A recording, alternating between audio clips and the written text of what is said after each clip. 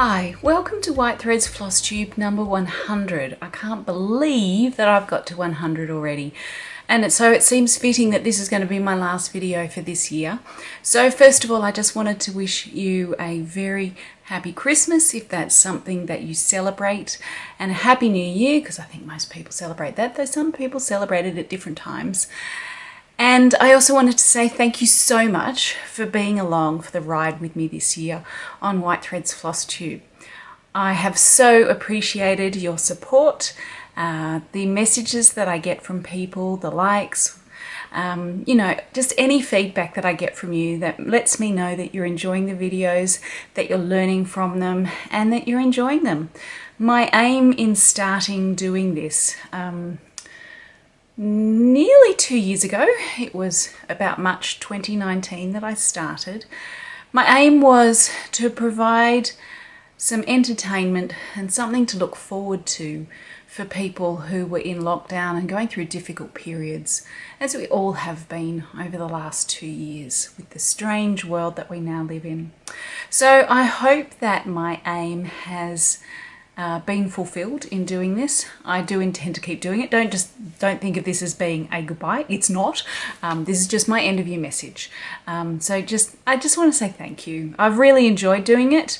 Sometimes, like when I used to write my blog really regularly, I referred to it as the hungry beast that needs feeding, because it just felt like I needed to keep giving things to it all the time, and I had to keep coming up with stuff to write about. Well, it hasn't felt like this is that hard. So it's just been a joy to be able to do these for you. So I hope it's been a joy for you to be able to enjoy them. That's really badly put. Anyway, today I wanted to show you some people who have taken part in classes and used some of my books. I wanted to show you some of their embroideries. Now, one of these I've been sitting on for quite some time. So I apologise to Sarah from North Nowra for sitting on her pictures for such a long time. Now, Sarah sent me a photograph of the Mountmellick cushion that she did with me in a class earlier this year.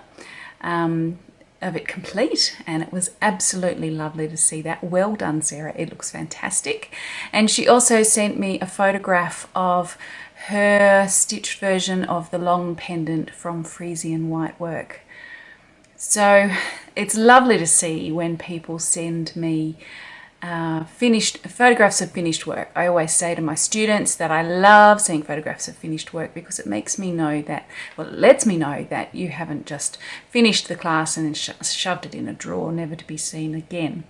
I really want my students to be successful. I want my book readers to be successful in what they do too. So I always offer to my students, and I'm offering it to you as people who own my books, that if you ever need any assistance, please just ask, because I want you to be successful. I think most of you know that already, because I do get quite a lot of questions. But yeah, just in case you haven't heard me say that before, if you have questions, please ask. Now, there is also another one that I wanted to show you. So Marcia T had signed up for my Frisian Whitework class earlier this year, and because of state border blockages and things like that, she was unable to come to the class. She moved across instead to the online version of the class, which is on the Frisian Whitework Silk Sampler, and she's been working her way through it online instead of in the actual in-person class with me. And she sent me a photograph of her recent progress, and I wanted to share that with you because it's looking fantastic. So I have been seeing progress shots of people's work as they go through the online class, and it's really lovely to see that they're getting great results. So if you're interested in signing up for it, if you have any questions, again, just ask. I love answering questions. Now, the other thing that I wanted to show you today was the last video I showed you how to mount your fabric into a hoop when you're working your embroidery in a hoop. Now, I had a number of questions, including one just this morning, so your timing was excellent, Linda, about various aspects that I hadn't covered in that video, and I'm always happy to have people ask questions. think I've said that before, haven't I? Yes, so there were a number of questions. One of them was, what do you do if the embroidery that you're working, such as something like this, is really narrow and therefore it's too small for your hoop? So let me just grab my hoop down here. I'll take the fabric out of it. I should have done this already, really, shouldn't I? Anyway, so if we had our piece of fabric, I'm just going to, it's even too small for this. I'll show it to you and I'll mock it up as if. Okay, so this would have been a longer piece of fabric, but as you can see, it's not wide enough to fit into this hoop. So how do you handle something like that? If you want to do it in a hoop and it's that narrow, what do you do? Well, this is a problem that I deal with on occasions. It's something that I dealt with when I was working this. So this is a piece of linen banding. This is the Whitework sampler from Frisian Whitework, and it comes as a piece of linen banding that's this wide. And really, my hoop isn't big enough for that. You can see that, I'll try and get this into the screen, that it's only just wide enough to go across the top of that hoop. And so therefore, as you pull it down the sides, there isn't enough at the sides to actually be able to tension that. So how do you manage that? And also, even if you could get it all the way across the hoop, when you're wanting to work right at the edges, you don't want to work on the edge of the hoop here like this. You want to be able to move that across to the middle so that you've got, whoops, good access to it as you stitch. So how do you manage that? Well, the way I usually manage that is to sew extra fabric onto the side of the fabric, and it doesn't need to be a piece of linen banding. It may be that you're working on an embroidery that's very small, or it could be very big, but the piece that you have is only just big enough to actually fit it. And so this can be a problem for framing as well. Generally you would want at least that much, which is about 8 centimeters, 3 inches around the edge of your whole embroidery if you're going to frame it. You may actually want more than that as well. But what do you do if you don't have quite enough? Well, the way I manage that, and the way I managed it for this, is to sew extra fabric on at the sides.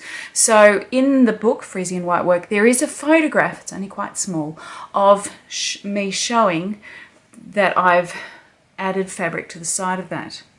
So I'll insert that into the video. But I also wanted to give you a bit of an idea today as well. So this is a piece of fabric that I have. It's just a polycotton poplin. It has no give in either direction. Like it's very sturdy fabric. So that is a very lightweight fabric, and that's one that I could use. This one here is a piece of cotton satin jean, and it also is quite firm and sturdy. You don't want something that's going to stretch because when you put it into your hoop, you want it to have about the same thickness and about the same sturdiness as the actual fabric that you're working on. So how did I do it with this? Well, I think what I did first of all was I zigzagged or overlocked down the side of my fabric. I made sure it was a nice straight edge. This is actually a little bit crooked, but it'll do. And then, so I had it zigzagged down here to keep that nice and neat. Then I butted that up against it and sewed the two of them together across that join with a zigzag on my machine. And that was enough, and I used a fairly small, like it was a wide zigzag, but it was a short stitch length. That was enough to hold that. But what it meant, by just butting the edges, it meant that it ended up being a similar thickness. I could have instead folded over at the back and sewn the edge like that somehow. I would have had to, oh, my brain isn't working, fold it back and fold like that. But then that creates extra bulk, and here there wasn't enough width to do that anyway. If you had a bigger piece of fabric, say this one, what you could do is take your piece of fabric, line the raw edges up like that, sew a seam, say a 1/4 of an inch, 6 millimeters away, and then fold it out open. But what you're going to get with that, I mean, that certainly works, and you certainly can do that. You're going to get extra bulk where you've got the seam allowance behind. And I want actually to keep my two fabrics acting as one fabric as much as possible so that they behave in the same way and they don't have any extra thickness. So that's why I tend to, if I can, butt the edges together and zigzag across. And I find that that works quite successfully. Now, what I want to show you, so you can do that with something that's very small, and you could do it around all sides. So if I was going to do it around all sides of this, I would add a piece here and then a piece here, and I would make sure the ends, will imagine that the fringy bits aren't there. I would make sure that the ends are level, and then I'd sew another piece across there. And one of the reasons why you want a fabric that's nice and firm is that if you are going to be sewing here and here and here, if they give, and if they've got different, like if they pull, they expand more in one direction than the other. When you're starting to add them on to each other like this, then you can get problems with tension. We don't want them. So just make sure you choose a fabric that's about the same thickness as your actual fabric and has about the same amount of sturdiness. I think I've already said that, but I'm just saying it again. Okay, so we've dealt with the idea that we don't want extra bulk if possible. And we've dealt with the idea of what you do to make your fabric wider. Now, another question that came through just this morning was, what do you do when you've got thick stitching? So the question was asked, how do you manage it if there's already stitching there and you need to move it around in the hoop? What happens if it squashes the stitches?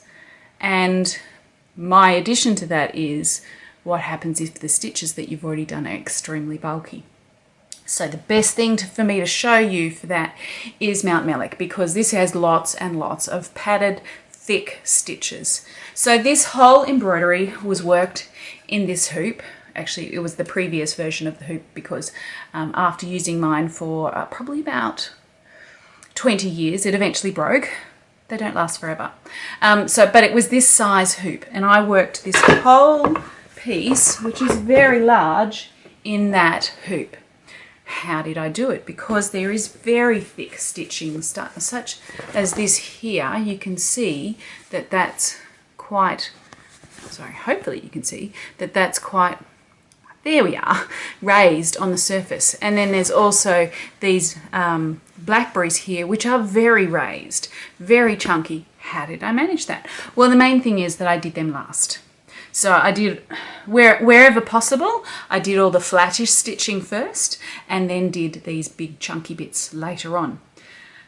So I'm going to change over to the camera and I'm going to put it in a hoop and show you how I manage that sort of thing. Okay, so I've put this embroidery into my hoop, and the first thing I want you to notice is this is very thick fabric that I'm using here. So it's a heavyweight cotton satin jean.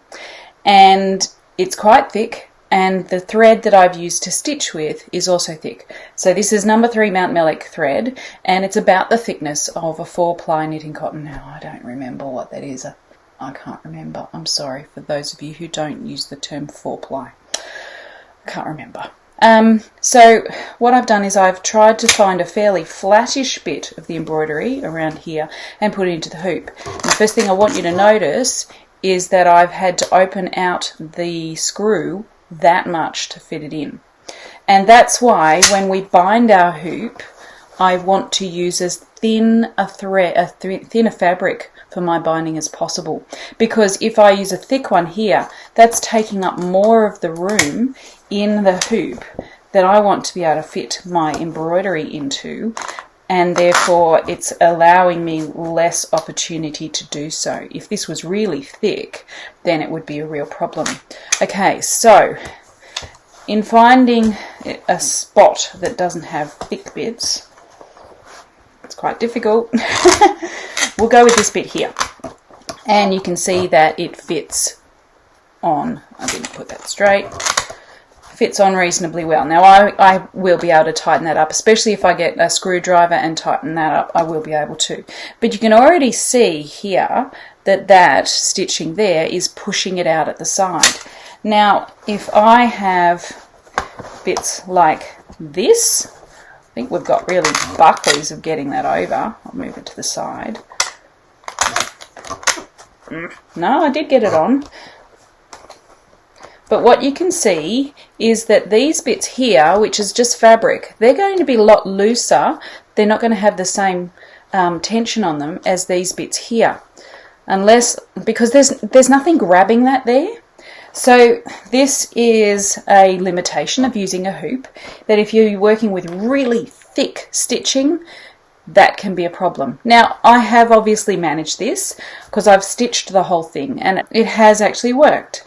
But you just have to keep in mind that sometimes bits of your hoop may not have the same tension across the whole hoop. So you'll probably just have to keep tightening it and tightening and tightening and tightening. So now I've squashed in here some of those stitches here. I'm going to take that off and we're going to have a look at it. They look a little bit squashed, but they're not terribly squashed. So the question was asked, what happens when you have to move it around and it squashes your stitching? Most of the time, it doesn't matter at all. Particularly if it's an embroidery, like the threads that you use are colour fast, you can spray that with water and it will refresh beautifully. Now, I would qualify that by saying, don't wet silk fabric, that probably won't be a great thing, and don't wet silk thread because that might be a problem as well. Obviously don't wet non-colour fast threads, that would be a problem, but anything like this is absolutely fine to dampen the whole thing down and the stitches will refresh as they dry. If you are using a fabric that is not colour fast, then I wouldn't wet it to refresh it. But what you can find is that by gently ironing your embroidery, so what I would do is I would set out some thick towels onto the surface of my ironing board. I would place it face down and then I would gently iron across the back. And what that does is it means that the thickness of the towels takes the thickness of the embroidery. I'm going to have to do a demonstration of this, I reckon. Problem is my ironing board is particularly disgusting looking and I don't really want you to see that. Anyway, that's a subject for a future FlossTube video, how to iron your embroidery. And anyway, so the squashed stitches will generally refresh and look okay. Something that you may have a problem with is something like a buttonhole like this, where the button, no, it's not going to move. Sometimes buttonhole stitches can move. Let's see if these ones do. It may push them out of place like that. You can see how they've moved and they're not sitting right anymore. Let me bring this down closer so you can see that much better. Let me get it in the right place. Okay, so you can see how they've moved out from where they were. They're not sitting quite right. Well, if I moved that way, there is absolutely no reason, or if the hoop moved it, there's no reason why I can't push it back again. So if you notice that stitches are sitting badly after you've had them in the hoop, something like a buttonhole stitch, which is a little bit movable, just see if you can push it back into place. It shouldn't be a problem. So, yeah, I hope that answers the questions that people had. If not, ask questions again. So I hope that was really helpful to you. If you have any further questions about using hoops, please just ask, because as you can see, that if I have a good answer for you, I will certainly give it to you. So thank you so much for joining me today. Thank you for joining me all this year. If you haven't yet subscribed, please do. And when you subscribe, hit the little bell button. And what that means is it will send you notifications whenever I have a new video up. Thanks for joining me, and I will see you in the new year. Bye.